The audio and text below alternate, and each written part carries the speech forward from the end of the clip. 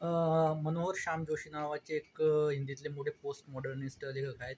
त्यांनी कुरू सहा, कॅप आणि कसब यांसारख्या खूप ग्रेट छान कादंबऱ्या लिहिलेल्या आहेत. त्यांच्याविषयी मला निखिलेश चित्रेंच्या या पुस्तकातून माहिती मिळाली होती.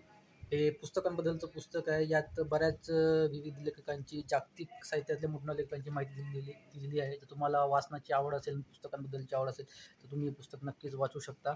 तर ठीक आहे. माझा पॉईंट असा होता, की तर हे मनोहर श्याम जोशी आहेत. त्यांच्या 3 लघु कादंबऱ्या आहेत.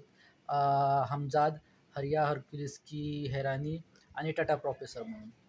तर मी याआधी कुरुकुरु मागवली होती आणि या पुस्तकात ज्यात निखिलेश चित्रेंनी मनोहर श्याम जोशींवर लेख लिहिलेला आहे.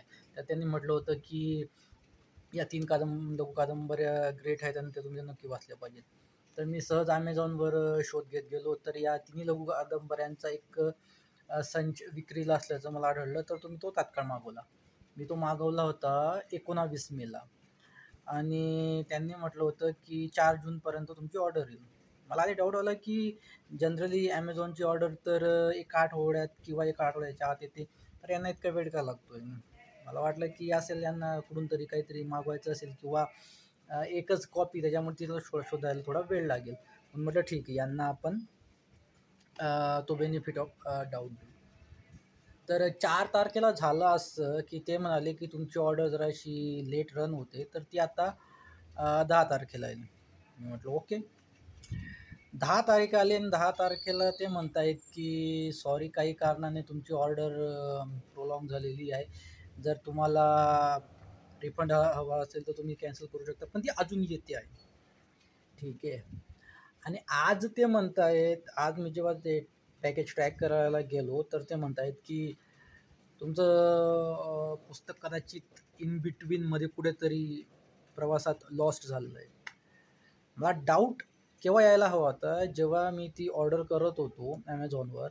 जनरली Amazonचे जे शिपिंग चार्जेस असतात, डिलिव्हरी चार्जेस असतात, ते असतात ₹80 आणि याचे या ऑर्डरचे डिलिव्हरी चार्जेस होते ₹30. मला तिथंच डाऊट यायला पाहिजे होता, की काहीतरी गडबड आहे.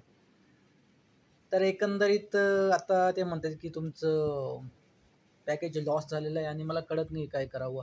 या आधीपर्यंत माझ्याबरोबर असं काहीच झालेलं नव्हतं. मी 30-30 हजाराच्या वस्तू मागवलेल्या आहेत आणि आणि आणि आधी पैसे देऊन वस्तू मागवलेल्या आहेत. यापूर्वी असं काहीच झालेलं नव्हतं आणि हे पहिल्यांदाच होतंय.